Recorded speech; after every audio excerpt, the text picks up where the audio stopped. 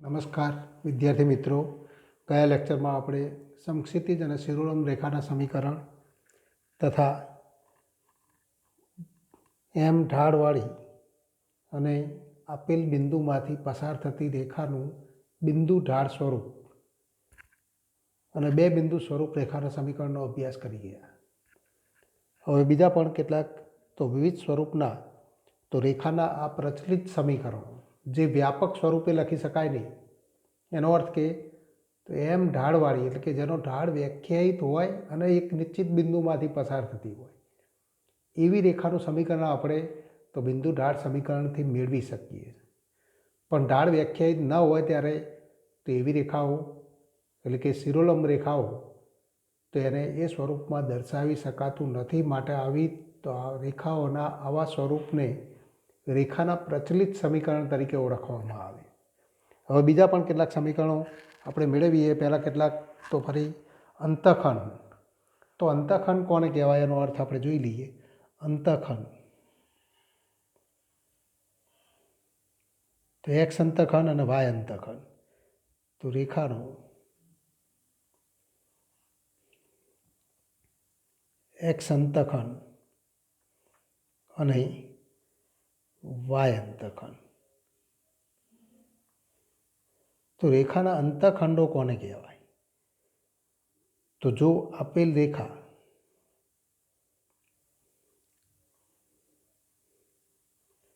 એ x અક્ષને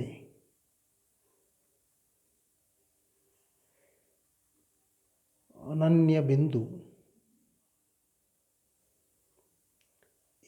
એ જીરોમાં છેદે તો એને રેખાનો એક્સ અંતઃખંડ કહેવાય.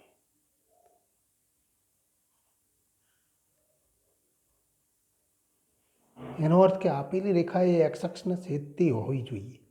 ઉદાહરણ તરીકે આપણે કહી શકીએ કે જો અહીંયા તો આપણે તો એક્સ અક્ષ દર્શાવીએ, આ આપણે વાય અક્ષ લઈએ.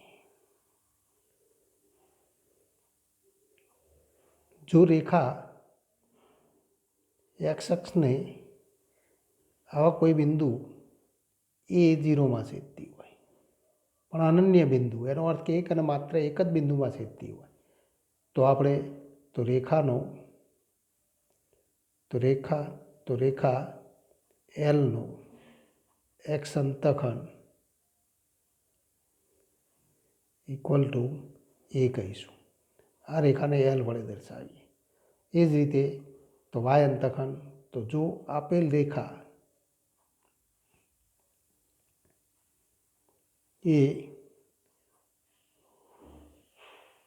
વાય અક્ષને અનન્ય, અહીંયા અનન્ય શબ્દ ખૂબ મહત્વનો છે. અનન્ય બિંદુ તો અનન્ય બિંદુ બી જીરો બીમાં છે તો બીને રેખાનો વાય અંતઃખંડ કહેવાય.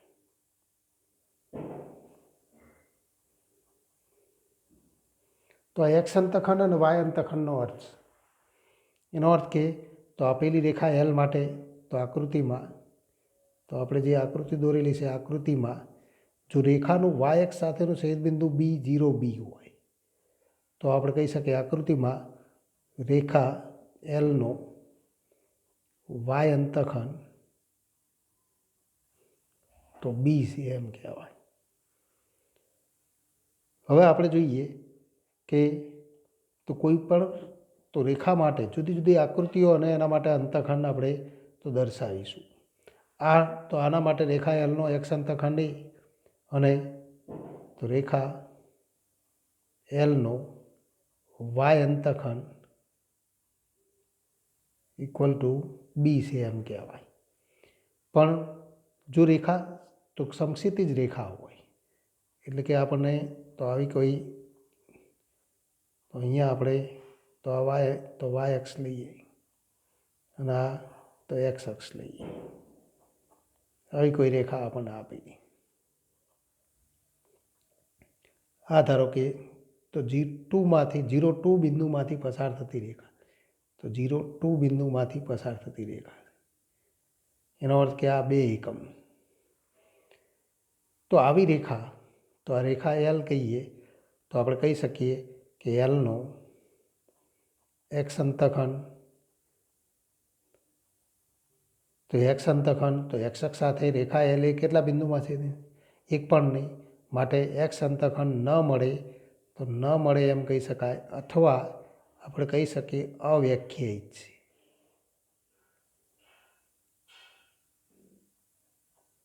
તો અવ્યાખ્યાયિત છે એમ કહેવાય. હવે આ જ રેખા એલનો વાય અંતખંડ, તો આ રેખા એલનો વાય અંતખંડ આપણે મેળવવો હોય તો વાય અક્ષ સાથેનું તો અનન્ય છેદ બિંદુ મળે, બી બિંદુ મળે, B02, અને માટે એનો વાય અંતખંડ તો 2 છે એમ કહી શકાય.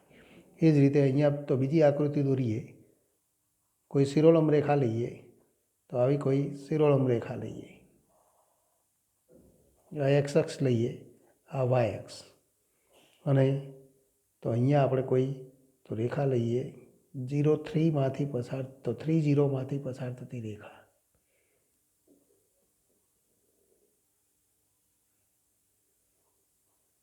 તો આપણે કહી શકીએ કે આ રેખાને આપણે તો L1 વડે દર્શાવીએ, તો રેખા L1નો એક્સ અંતખંડ, તો એક્સ અક્ષને અનન્ય બિંદુમાં છેદે છે તો એક્સ અંતખંડ, તો એ છેદ બિંદુનો એક્સ આમ કેટલો છે? 3, માટે એનો એક્સ અંતખંડ તો 3, અને વાય અંતખંડ તો વાય અંતખંડ કેટલો મળશે?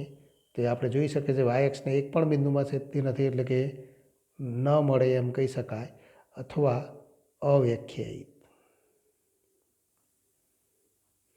તો વાય અંતખંડ અવ્યાખ્યાયિત છે એમ કહી શકાય. આ જ રીતે જો તો આપણને કોઈ આવી રેખા આપણને આપેલી હોય, આ આપણે વાય અક્ષ લઈએ, આ એક્સ અક્ષ લઈએ, અને કોઈ ઉગમ બિંદુમાંથી પસાર થતી રેખા લઈએ,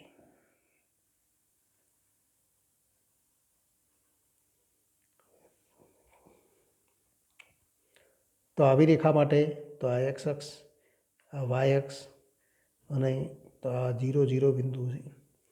માટે રેખા એલ એ એક્સ અક્ષને અનન્ય બિંદુ તો ઉગમ બિંદુ O00 માં છે.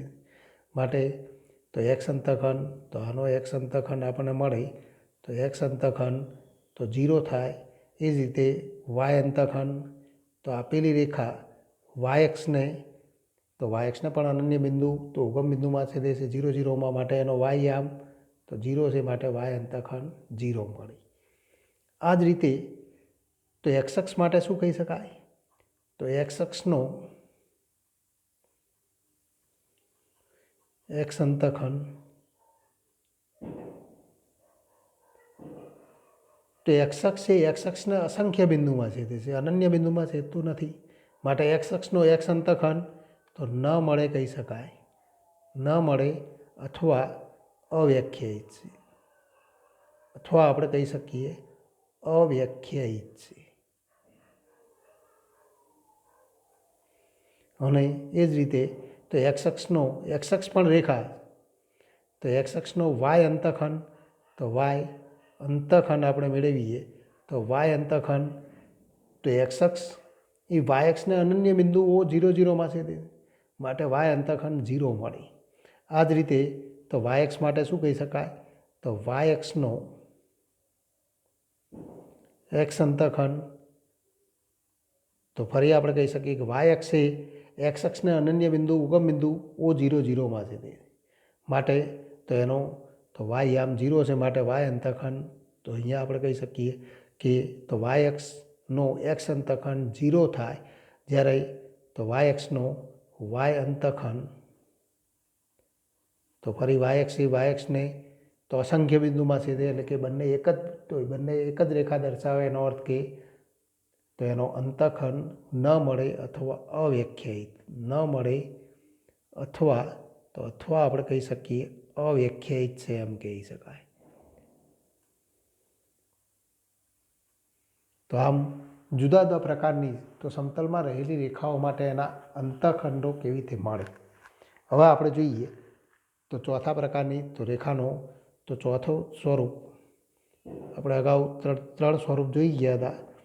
તો ચોથું સ્વરૂપ ઢાળ અંતઃખંડ સ્વરૂપ.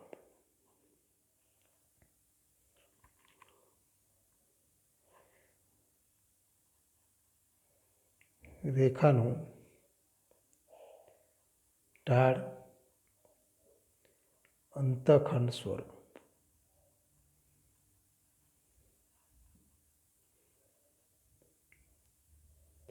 તો રેખાનું ઢાળ અંતઃખંડ સ્વરૂપનું સમીકરણ એટલે કે તો રેખા આપણને આપેલી હોય, એના ઢાળ આપણે જાણતા હોય અને જો એનો કોઈ અંતઃખંડ જાણતા હોય તો એવી રેખાનું તો સમીકરણ આપણે મેળવી શકીએ.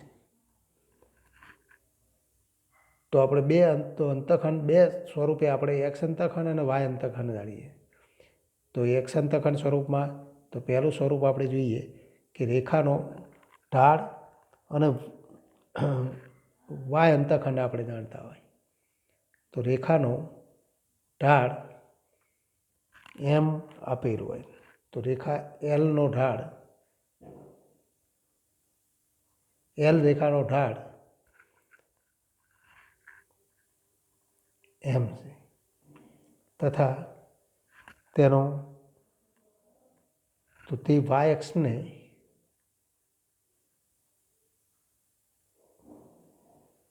તો વાય અક્ષને 0 તો સી બિંદુમાં છે તે.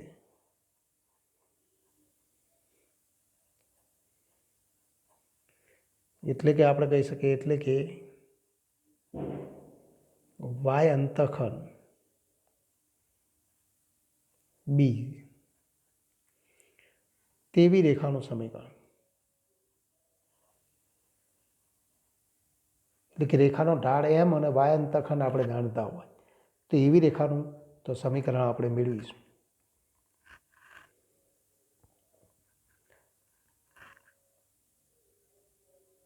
તો રેખાનો ઢાળ એમ આપણને આપેલ,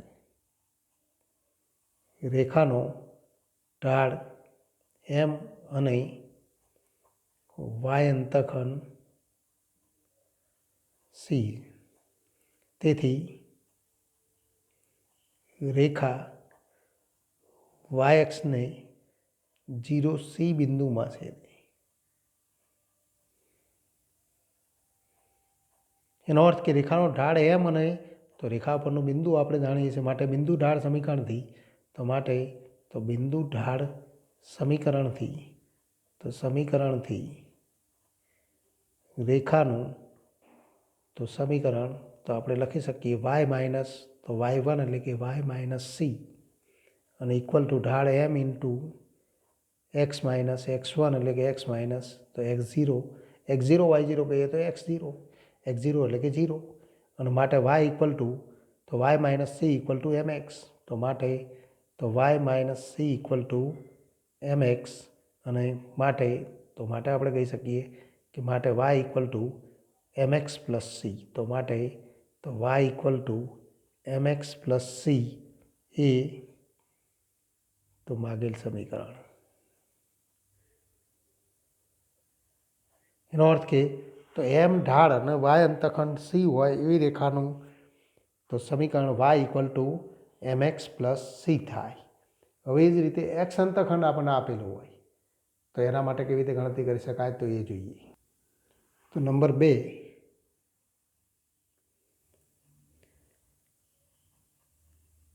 રેખા એલનો ઢાળ એમ તથા તેનો એક્સ અંતઃખંડ ડી હોય તેવી રેખાનું સમીકરણ. તો અહીં રેખા એલનો ઢાળ એમ આપેલ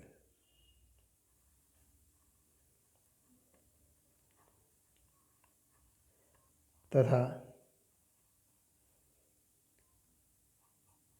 एक्स अंतखंड डी से તેથી રેખા એક્સ અક્ષને અનન્ય બિંદુ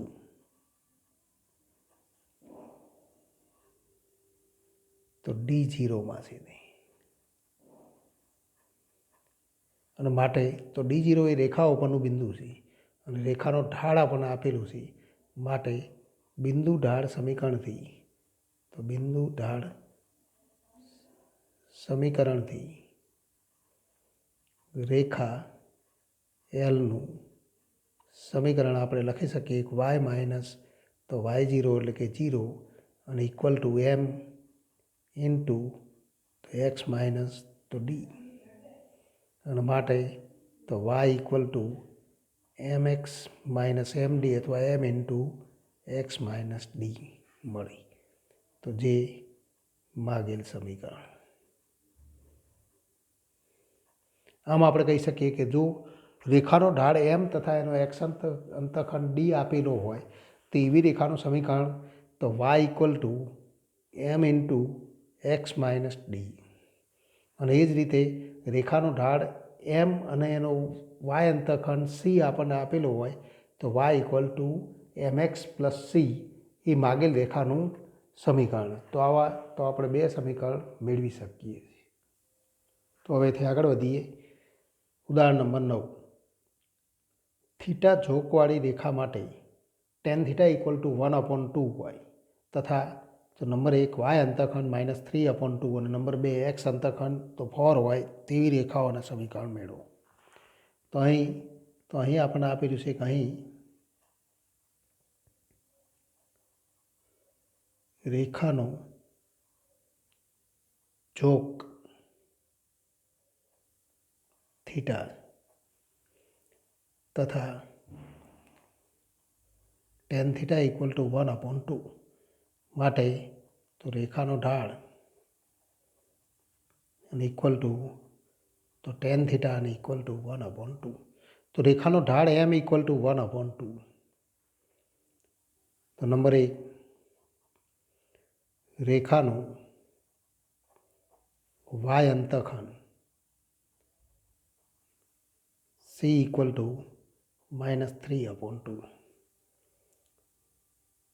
પરંતુ તો આપણે જાણીએ છીએ કે એમ ઢાળવાળી તથા વાય અંતખંડ સી હોય તેવી રેખાનું સમીકરણ તો y equal to m x plus c માટે માગેલ રેખાનું સમીકરણ આપણે લખી શકીએ કે માગેલ રેખાનું સમીકરણ તો y equal to 1/2 into x plus c એટલે કે -3/2 તો આ માગેલ રેખાનું સમીકરણ થાય તો માટે તો 2 વડે ગુણી દઈએ તો 2y equal to x minus 3 તો જે માગેલ સમીકરણ અથવા તો માટે તો એક્સ માઇનસ 2y તો x minus 2y minus 3 equal to 0 એ માગેલ સમીકરણ. તો આ માગેલ સમીકરણ છે એમ કહી શકાય. નંબર 2 આપણને આપેલું છે રેખાનો એક્સ અંતખંડ તો ડી ઇક્વલ ટુ તો 4 રેખાનું ઢાળ આપણને આપેલું પણ પરંતુ તો આપણે કહી શકીએ કે એમ ઢાળવાળી તથા એક્સ અંતખંડ ડી હોય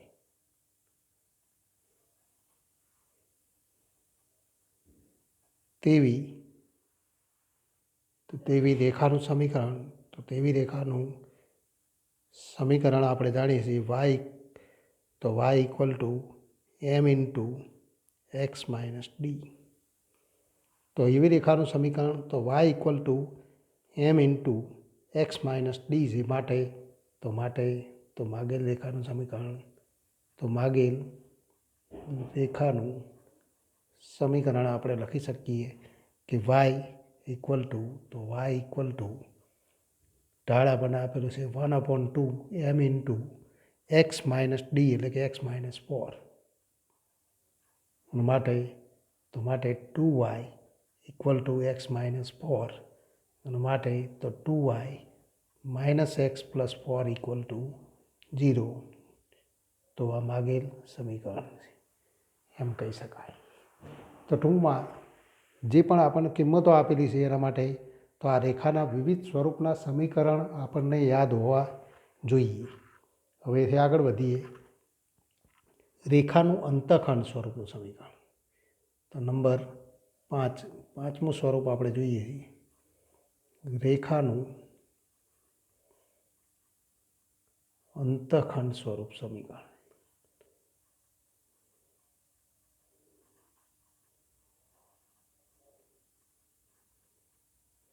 અહીંયા પણ વિવિધ સ્વરૂપની તો રેખાઓના આપણે સમીકરણ તો અહીંયા ગણતરી કરીએ છીએ.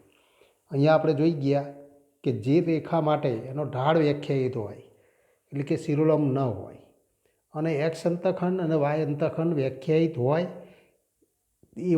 એવી જ રેખાઓને આપણે તો આ જે સ્વરૂપ જોઈ ગયા કે એક્સ અંતઃખંડ અને વાય અંતઃખંડ તો અંતઃખંડ ઢાળ સ્વરૂપની સમીકરણ સ્વરૂપમાં એને આપણે દર્શાવી શકીએ. પણ બાકી તો એ સિવાયની બધી જ રેખાઓને આપણે દર્શાવી શકીએ પણ શિરોલંબ રેખાઓને આ સ્વરૂપમાં દર્શાવી શકાય નહીં. અને તો જે સમક્ષિતિજ રેખા હોય એને પણ એ સ્વરૂપમાં ન દર્શાવી શકાય કારણ કે સમક્ષિતિજ રેખા માટે તેનો તો એક અંતઃખંડ ન મળે એટલે કે બંને અંતઃખંડ સ્વરૂપની રેખાઓ માટે તો આ બાબત આપણે ધ્યાનમાં રાખીશું. એમ રેખાનું અંતઃખંડ સ્વરૂપનું સમીકરણ તો બંને અંતઃખંડ વ્યાખ્યાયિત હોય એવી રેખાઓ અને અંતઃખંડ 0 ન હોય એવી રેખાઓને આપણે એ સ્વરૂપમાં દર્શાવી શકીએ. તો એ આપણે જોઈએ. ધારો કે રેખા એલના એક્સ અંતઃખંડ અને વાય અંતઃખંડ બી. રેખા એલના એક્સ અંતઃખંડ એ અને વાય અંતઃખંડ ઇક્વલ ટુ બી અથવા વાય અંતઃખંડ બી તેવી રેખાનું સમીકરણ જ્યાં a is not equal to 0 અને b is not equal to 0 તો તેવી રેખાનું સમીકરણ આપણે મેળવ્યું. તેવી રેખાનું સમીકરણ તો આવું મળે x upon a plus y upon b equal to 1 મળે. તો એને સાબિતી આપણે જોઈએ કે અહીં રેખા એલ ના એક્સ અંતઃખંડ એ અને વાય અંતઃખંડ બી માટે રેખાનું એક્સ અક્ષ સાથેનું છેદબિંદુ અથવા રેખા તો આપણે સીધું લખી શકીએ કે રેખા એ 0 અને 0 બીમાંથી પસાર થાય. તો રેખાનું એક્સ અક્ષ સાથેનું છેદબિંદુ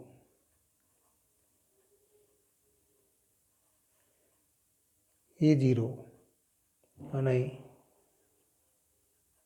વાય અક્ષ સાથેનું છેદબિંદુ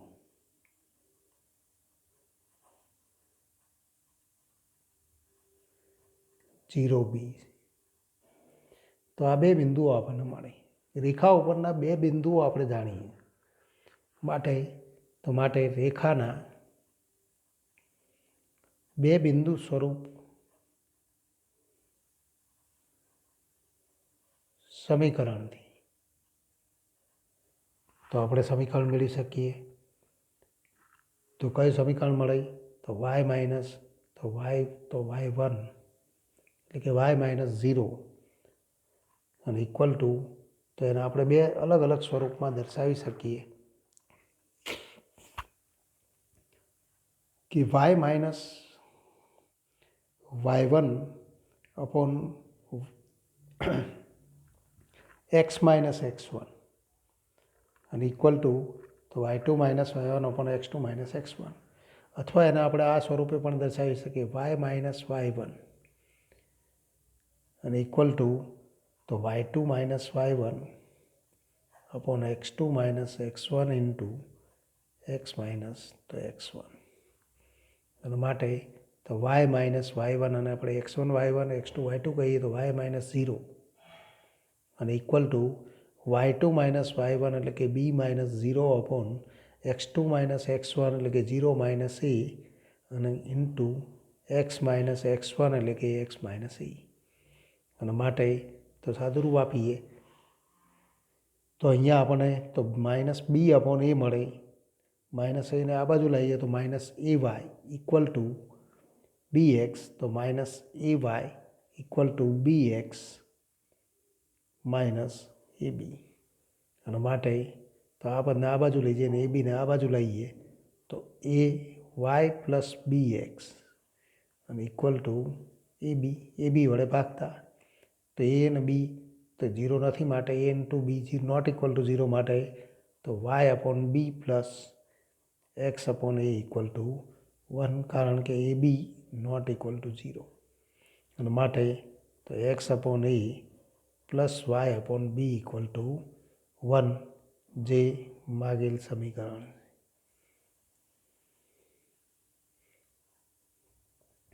એનો અર્થ કે યામાક્ષો ઉપર તો જો આપેલી રેખાના એક્સ અંતખંડ અને વાય અંતખંડ આપણે જાણતા હોય તો એવી રેખાનું સમીકરણ તો x upon a plus y upon b equal to 1 એનો અર્થ કે રેખા એ એક્સ યામાક્ષો પર અનુક્રમે એ અને બી અંતખંડ કાપતી હોય તો એવી રેખાનું સમીકરણ x upon a plus y upon b equal to 1 થાય એમ આપણે કહી શકીએ. હવેથી આગળ વધીએ ઉદાહરણ જોઈએ ઉદાહરણ નંબર 10 તો આનું તો એક ઉદાહરણ આપણે જોઈએ કે એક્સ અક્ષ અને વાય અક્ષ પર અનુક્રમે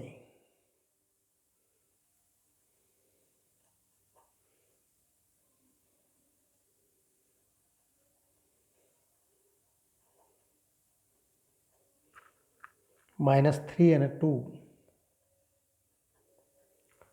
અંતખંડો બનાવતી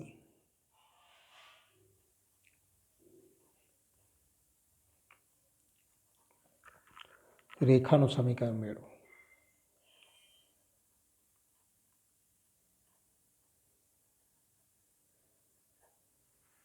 તો આન્સર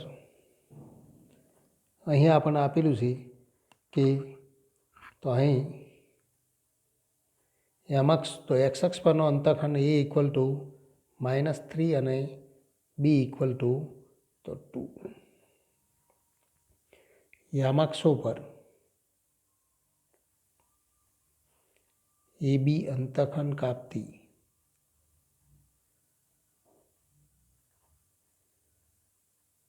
રેખાનું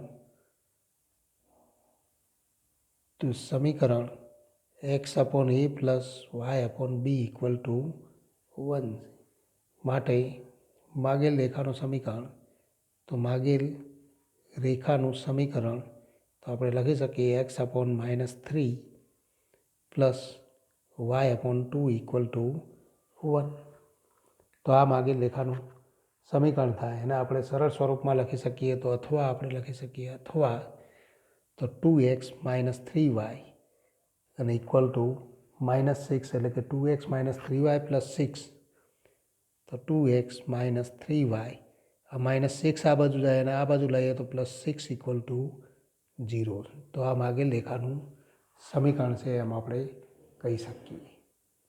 તો ટૂંકમાં જુદી જુદી સ્વરૂપની રેખાના તો સમીકરણ આપણે યાદ રાખવાના છે યાદ રાખેલા છે તો જ આપણે તો આ રીતે તો સરળતાથી ગણતરી કરી શકીએ.